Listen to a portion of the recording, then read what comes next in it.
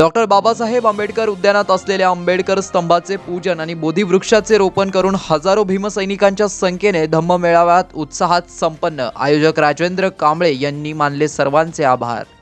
उपासकांनी भिक्षूंचा आदर केला पाहिजे, त्यांनी दान परिमता वाढवली पाहिजे, असे मत धम्मपद यात्रेचे शिल्पकार गगन मलिक यांनी व्यक्त केले आहे।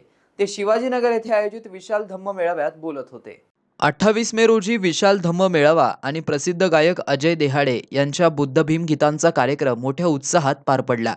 यावेळी मोठ्या पडद्यावर तथागत भगवान गौतम बुद्धांची व्यक्तिरेखा साकारणारे धम्मपद यात्रेचे शिल्पकार गगन मलिक यांची प्रमुख उपस्थिती होती। सदर कार्यक्रमाला जयदेव गायकवाड, सार्वजनिक बांधकाम विभागाचे कार्यकारी अभियंता अशोक येरेकर, रावसाहेब खाडे, बन्सी शेळके, अण्णा दाभाडे, आशिष गायकवाड, गगन मलिक फाउंडेशनचे सचिव विकास तायडे आदी मान्यवरांची उपस्थिती होती। माता रमाई चॅरिटेबल ट्रस्ट व राजेंद्र कांबळे युवा प्रतिष्ठानच्या वतीने बुद्ध भीम जयंती महोत्सवानिमित्त प्रसिद्ध गायक अजय देहाडे यांच्या बुद्ध भीम व धम्म मेळाव्याचे आयोजन करण्यात आले होते।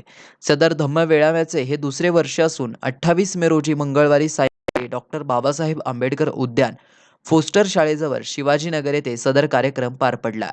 या कार्यक्रमामध्ये पूज्य भदंत विशुद्धानंद बोधी महाथेरो आणि पूज्य भदंत बोधीपालो महाथेरो यांनी धम्मदेशना उपासक उपासिकांना दिली। त्यापूर्वी पूज्य भदंत विशुद्धानंद बोधी महाथेरो आणि पूज्य भदंत बोधीपालो महाथेरो यांचे स्वागत तथा पूजन सार्वजनिक बांधकाम विभागाचे कार्यकारी अभियंता अशोक येरेकर यांनी त्यांच्या सुविद्य पत्नी यांच्या हस्ते करण्यात आले। सदर धम्म मेळावा आणि बुद्ध भीम गीतांचा कार्यक्रमाचे आयोजन प्रसिद्ध उद्योजक तथा समाजसेवक राजेंद्र मुंजाजी कांबळे आणि धम्मज्योत बुद्ध विहार इंदिरानगर, डॉक्टर बाबासाहेब आंबेडकर उद्यान संवर्धन समिति, नीला झंडा समिति, संघमित्रा बुद्ध विहार बजरंग नगर। आवाज मुंबई तक पहुंचेगी, लेकिन आपकी आवाज मुझ तक भी नहीं पहुंची। तो एक बार दोबारा से बोल के देखते हैं कहां तक पहुंचेगी आवाज। रुकिए रुकिए रुकिए रुकिए। जय भीम। अभी थोड़ा लगा, मुझे कम से कम लगना चाहिए कि मैं औरंगाबाद में आया हूँ। सबसे पहले मैं अपना सम्मान प्रकट करता हूँ भिक्खू महासंघ के लिए। बड़े महाथेरो दोनों आज हमारे बीच में हैं। अपना कीमती समय निकालकर इनका आना हमारे लिए बहुत बहुमूल्य है। बड़ी ही जोश के साथ ये नारा लगाते हैं जय भीम, लेकिन हमें ये बात को अब समझना होगा कि जय भीम के साथ आपके कंधे पर बहुत सारी जिम्मेदारियां भी आती हैं, रिस्पॉन्सिबिलिटी आती है। ऐसा नहीं है कि खाली जय भीम बोल दिया तो आपका काम हो गया। जय भीम के साथ आपकी जिम्मेदारी है कि आपके बीच एकता हो। जय भीम के साथ आपके ऊपर जिम्मेदारी है कि आप पंचशील का पालन करें। जय भीम के साथ आपकी जिम्मेदारी है कि आप धम्म का आचरण करने वाले बुद्धिस्ट बने। जय भीम के साथ आपकी जिम्मेदारी आती है कि भिक्खू संघ का ख्याल रखें एक अच्छे उपासक बनके। जय भीम के साथ आपके अंदर ये जिम्मेदारी आती है कि आप संगठित हों, एजुकेटेड हो। ये सारी जिम्मेदारियां जब आप निभाते हैं तो आपको हक बनता है कि आप जय भीम बोल सकें।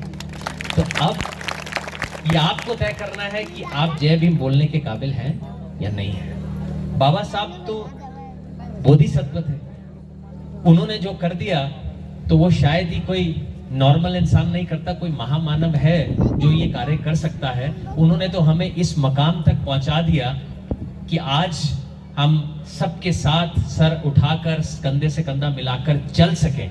लेकिन आगे जो धम्म रथ है उसे गतिमान करने की जिम्मेदारी तो हम सभी की है। हमने उनकी एक बात बड़ी अच्छे से मानी। मैंने पढ़ा था, उन्होंने कहा कि धम्म चक्र जो है मैं आज 14 अक्टूबर को चला रहा हूं, तो ध्यान रखिएगा अगर आगे ना बढ़ा पाए तो पीछे मत आने देना, उसे रोक के रखना। तो ये बात मानी कि बाबा साहब ने कह दिया है कि पीछे मत आने देना, तो हम रोक कर उसके खड़े ही हो गए। चाहे सारा संसार आगे चला जाए, लेकिन हम अपना धम्म चक्र वहीं रोक कर खड़े हैं, उसे आगे लेके जाने के लिए तैयार नहीं। ऐसे बौद्ध में भारत का सपना, बाबा साहब का सपना पूरा होने वाला नहीं है। ये समय अब आ गया है कि आपको धम्म चक्र को गतिमान करना होगा और उसका सारा जो भार है वो आपके कंधों में है। मैंने बहुत सारी भगवान बुद्ध की मूर्तियां बांटी हैं, काफी सारी मूर्तियां बांटी हैं, करीबन 20,000 मूर्तियां बांट चुका हूं, 84,000 का संकल्प है। लेकिन अब दुखद बात यह है कि 80% विहारों में जहां मूर्तियां दी गई हैं, 80% उसमें भिक्खु नहीं है। तो जब भिक्खु नहीं होंगे तो आप कैसे सोच रहे हैं कि भारत में बुद्धिज्म बच पाएगा? आप ये कैसे सोच रहे हैं कि बौद्ध में भारत हो पाएगा? हमें अभी तक इतनी भी नॉलेज नहीं है कि हमें भिक्षुओं के साथ, संघ के साथ ट्रीटमेंट कैसा करना है। अभी तक हम वहां तक भी नहीं पहुंचे हैं, तो कैसे बौद्ध में भारत होगा? तो अभी ये समय आ गया है कि ये सारी चीजें सीखने का। हम बहुत सारे लोगों को बाहर लेकर जाते हैं, जैसे कई बार अभी पीछे मैं कई सारे टूर लेकर गया, कि थाईलैंड लेकर गया, वहां पर लोगों को दिखाने के लिए। तो मुझे ये क्वेश्चन उठे कि वहां जाकर क्या सिखाना है, यहाँ तो बुद्ध की भूमि है, ये बात सत्य है। धम्म का ज्ञान हमारे भिक्षुओं को बहुत अच्छी तरीके से है, लेकिन कमी कहां है? डिसिप्लिन की, जो उपासकों में होना चाहिए। मैं वहां 4 महीने के लिए भिक्षु का जीवन मैंने वहां पर जिया। मुझे लगा कि मुझे भी भिक्षु बनकर जीना चाहिए, ये देखना चाहिए कि भिक्षु का जीवन कैसे और कैसे आदर सम्मान होता है, कैसे ट्रेडिशन फॉलो किया जाता है। वहां तो चीवर देखते ही ऐसा सम्मान मिलता है, अगर रोड पर चल रहे हो तो कई बार ऐसा भी एहसास होता है शायद मैं किसी दूसरी दुनिया से आया हूं, या बहुत कोई भगवान ही हूं जो मेरे चरणों में सारे आकर मुझे इतना नतमस्तक होकर प्रणाम कर रहे हैं, चाहे मैं सिटी के बीच में क्यों नहीं चल रहा हूं। पिंडपात का समय होता है, सुबह सब जाते हैं, 6:30 बजे अपने विहार से निकलते हैं, सुबह 6:30 बजे भी लोग कतार में उनको खाना देने के लिए खड़े होते हैं। और जब मैं गया था तो मेरे साथ भी ऐसा ही हुआ कि 6:30 बजे लोग वहां पर पिंडपात करने पूछना है कि क्या यहां पर ऐसा हो रहा है? हम लगे हुए हैं कि हम सर्टिफिकेट से बुद्धिस्ट हैं, और हमारा ध्यान है कि एक सर्टिफिकेट हमारे पास है, आरक्षण की तरफ तो ध्यान है, लेकिन आचरण की तरफ कौन ध्यान देगा? वो सबसे ज्यादा जरूरी चीज आचरण है, जो लेकर हमें आगे बढ़ना है। ये वो समय आ गया है। जितने भी देश विदेश हैं, आप जितने भी बुद्धिस्ट कंट्रीज हैं, जब वहां पर आप जाएंगे तो वहां पर उनकी बुद्धिस्ट होने की पहचान भी वो आचरण से ही करते हैं। खाली सर्टिफिकेट से बुद्धिस्ट पहचान हुई तो वो बुद्धिस्ट क्या हुआ? बाबा साहब ने इतनी मेहनत करके आपको यहां पर पहुंचा है, कितनी पीड़ा उन्होंने सही है कि कई बार मैं सोचता हूं तो रोंगटे खड़े हो जाते हैं कि एक इंसान कहां से चला जहां उसे साथ उठने, बैठने, पढ़ने नहीं दिया गया, और आज उन्होंने उसी देश का संविधान लिख डाला, और आज फोटो भी लगती है तो प्रधानमंत्री भी उनके आगे सलाम करते हैं। मैं जब विदेशों में प्रचार करता हूं तो मुझसे वो एक ही प्रश्न पूछते हैं कि भारत में क्या कर रहे हो, हमें बस ये बता दो। क्योंकि भारत की टोटल पॉपुलेशन के हिसाब से देखें तो केवल 1% लोग बुद्धिस्ट हैं, जो आंकड़ा कहता है गूगल। लेकिन बाबा साहब की बात करें कि उनके फॉलोअर कितने हैं, तो जब मैं पढ़ता हूं तो उसमें दिखाता है कि 35% पॉपुलेशन बाबा साहब को मानने वाली है। अब ये देखिए कि अगर हम सब संगठित हो गए तो ये बात तो तय है कि भारत का प्रधानमंत्री भी बुद्धिस्ट ही होगा। तो ऐसी कंडीशन लाने के लिए हमें अब क्या करना है?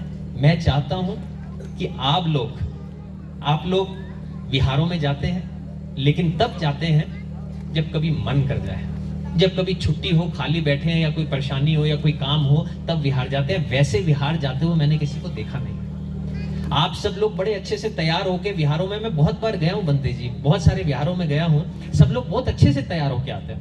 मैंने देखता हूं कि सब लोग अच्छी साड़ी पहन के, अच्छे सूट पहन के, एकदम डिसिप्लिन के साथ वहां पर जाते हैं। लेकिन जब मैं विहारों की हालत देखता हूं तो मुझे अच्छा नहीं लगता। बहुत कम विहार है जो बहुत अच्छे से मेंटेन किया हुआ है। अब बंदे जी का विहार तो बहुत महा खूबसूरत है, मैं उसकी बात नहीं कर रहा, लेकिन जगह जगह छोटे छोटे जो विहार बने हैं, उनमें मैं कई मूर्तियां जहां मैंने दी हैं, मैंने देखा है कि सब लोग तो बहुत अच्छे से तैयार बैठे हैं, जैसे आप बैठे हैं बहुत अच्छे से तैयार होके, ऐसे सब लोग बहुत अच्छे से तैयार होके गए, लेकिन कभी छत से पेंट उखड़ रहा है, खिड़कियों में जाले लगे हैं, पंखे पर जाले लगे हैं।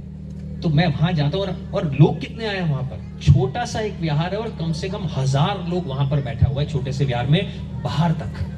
लोग क्या, बुद्धिस्ट लोग ये समझते हैं कि आपकी पहचान आपके कपड़ों से है। अगर आप ऐसा समझते हैं तो आप गलत हैं। एक अच्छे बुद्धिस्ट होने की पहचान आपके सुंदर कपड़ों से नहीं, आपके सुंदर विहार से है। ये आपको देखना है कि आप उसे मेंटेन कितना कर रहे हैं। आप कितनी बार जाते हो। सारे धर्मों में मैं देखता हूं कि हिंदू में तो सारे धर्मों के एक देवता है, सारे दिनों के, मंडे के अलग, ट्यूसडे के अलग, वेडनेसडे के, तो उनके पास एक बहाना है, आज मैं इस भगवान के लिए, आज उस भगवान के लिए जा रहे हैं। मुस्लिम लोग शुक्रवार को जाते हैं, उनका एक दिन तय है। क्रिश्चियन लोग संडे को जाते हैं, उनका भी दिन तय है। सिख लोगों का भी संडे का दिन तय है। तो हमारा भी दिन जो है वो एक दिन हमें तय करना होगा। और मुझे लगता है कि ये जो संघ है वो डिसीजन ले, और मैंने जहां तक पढ़ा है, अगर हम एक बुधवार का दिन कर लें जिसमें आप सब एक दूसरे का साथ देखकर ये कहें कि बुधवार को आपको विहार में जाना ही होगा। जब आप बिहार में जाएंगे तो आप ये समझ लीजिए कि डेवलपमेंट शुरू हो गया। अब मैं बाहर जाता हूं बंते जी, एक और भी चीज देखता हूं। मैं अपने सारे जो मेरे एक्सपीरियंस है वो शेयर कर रहा हूं। मैं बाहर जाता हूं तो एक बड़े बंते ने कहा कि गगन, यहां से 6-7 घंटे दूरी पर हम एक विहार बना रहे हैं। तो वहां काफी लोगों को, बड़े लोगों को, थाईलैंड के लोगों को बुलाया गया। तो एक विहार बनाने की तैयारी करनी है, तो वहां हमने जाना है। तो मैंने कहा ठीक है। बैंकॉक से 6-7 घंटे की दूरी पर हम गाड़ी पर जाते हैं, 7 घंटे लगते हैं। वहां जाके दृश्य ये होता है, बड़े बड़े लोग, बड़ी बड़ी गाड़ियां, सब लोग उस सीनियर बंदे की इनविटेशन पर आए। एक बड़ा सा बोर्ड लगा है जिस पर अगर इंडियन पैसों में लगाऊं तो 2 करोड़ रुपए लिखे हुए हैं। उसको इलेक्ट्रॉनिक का एक बोर्ड लगा है, और वहां पर फिर शुरू होता है दान पारमिता, कि अब ये 2 करोड़ रुपए हैं, हमें ये विहार 2 करोड़ रुपए में बनेगा, ये उसका नक्शा है, और एक इलेक्ट्रॉनिक बोर्ड है। वहां पर मात्र 3 घंटे में उन लोगों ने 2 करोड़ रुपए इकट्ठे किए। इलेक्ट्रॉनिक बोर्ड पे लिखा आया, 2 करोड़ रुपए पूरे हुए, और वहां पर उन्होंने झंडा गाड़ा, और 6 महीने के अंदर वहां पर एक विहार बनके तैयार हुआ। विहार बनना शुरू होता है तो वो बेचारा साल भर साल वो अपना विहार ही बनाता रहता है, स्तूप ही बनाता रहता है। वो कोशिश ही करता रहता है कि आप सब लोग आगे आए। हो सकता है कि हम उतने अमीर ना हो, हमारे पास उतने पैसे ना हो, लेकिन एक बात पक्की है, हम उनसे पॉपुलेशन में थाईलैंड जैसे देश में कहीं ज्यादा है। तो वो जो दान पारमिता है वो आपको अपने अंदर डेवलप करनी होगी कि जहां आप बिहार में जाएं वहां आपको दान देना शुरू करना होगा। मैं जब भी जाता हूं मैं भी उस पोजीशन में आ जाता हूं कि हमारे देश के लिए, बुद्धिस्ट लोगों के लिए ये चाहिए, हमारे बुद्धिस्ट लोगों के लिए ये चाहिए, ये चाहिए। अरे हम वो दिन भी देखना चाहते हैं जब हम उनको कहें कि आप हमें बताइए कि हमारे भारत के बुद्धिस्ट लोगों से आपको क्या चाहिए, हम देंगे आपको लाकर। वो दिन देखने की तैयारी। लेकिन हम जो है वो दिन शायद देखना नहीं चाहते। हम तो खुश हैं अपने छोटे से तालाब में, हम निकलना ही नहीं चाह रहे हैं बाहर। अभी तो Hindu based school, Muslim based A grade school, Christian based A grade school, Sikh based A grade school, academic school, इतने बढ़िया बढ़िया एजुकेशन के स्कूल हैं। सारों में अच्छी पढ़ाई कराई जाती है, लेकिन उनके बेस उनके धर्म के हिसाब से होते हैं। तो Buddhist based A grade school कहाँ है? एक Buddhist based A grade school हो। मैं भी देखना चाहता हूं कि वहां पर एक ऐसा स्कूल बने जिसमें सुबह उसमें भी प्रेयर जो है, नमो तस्स भगवतो अरहतो सम्मा सम्बुद्धस्स होनी चाहिए। उसके लिए हमारा फाउंडेशन, हम कोशिश कर रहे हैं, काम करें। बाहर जब कोई भिक्षु बनता है तो उनके माँ बाप तो बड़े खुश होते हैं। उनको लगता है कि उनके कई जन्मों के पाप धुल गए, आज उनका बच्चा भिक्षु बनने जा रहा है जीवन भर के लिए। इतना बड़े पुण्य को माना जाता है। लेकिन यहाँ पर हमारे यहाँ माँ बाप अपने बच्चों को कोई भी आगे लाकर भिक्षु बनने के लिए प्रेरित नहीं करता। हमें वो प्रेरित करना होगा। उसके कई कारण हैं। उसके कारण है कि उनको लगता है कि भिक्षु बन के क्या होगा, उसके भी कसूरवार हम हैं। अगर कोई भिक्षु बनता है तो उसको ये लगना चाहिए कि ये भिक्षु बन गया तो ये इतना बड़ा सम्मान पाएगा जो शायद किसी और को ना मिले। ये ड्यूटी उपासकों की है।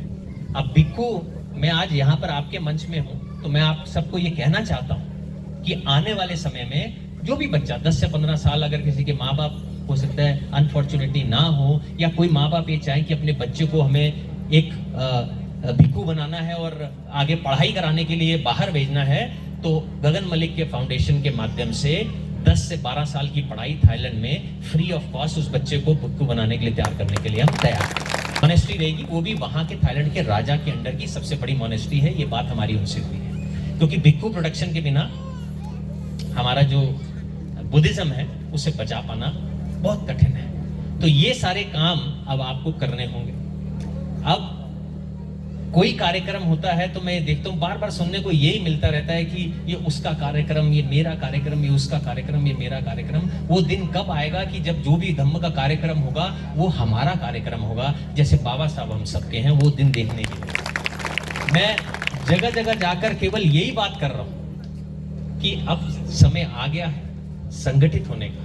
यहां से जब धम्म यात्रा निकली तो मुझे 2 दिन, मैं थाईलैंड में था एक बहुत जरूरी काम के लिए, तो मुझे फोन आया कि धम्म यात्रा औरंगाबाद से निकलने वाली है, तो आपको थाईलैंड से इंडिया आना होगा। तो मैंने कहा कि जिस दिन धम्म यात्रा है उसके अगले दिन मुझे बहुत जरूरी काम है जो मैं नहीं छोड़ सकता थाईलैंड में। तो उन्होंने कहा चाहे एक दिन के लिए, कुछ घंटों के लिए सिर्फ थाईलैंड से आकर वो अटेंड कर वापस जाना पड़े तो भी आना जरूरी है। तो मुझे लगा कि ऐसा क्या होगा, लेकिन जब मैं औरंगाबाद में आया और धम्म यात्रा के समय मैंने वो मंजर देखा कि लाखों लोग जो यहाँ पर जुड़ गए हैं, एक अलग तरह का रिकॉर्ड कायम कर दिया है, तो मुझे लगा कि औरंगाबाद एक ऐसी धरती है जहां से बहुत बड़ी क्रांति जो है धम्म को लेकर शुरू हो सकती है।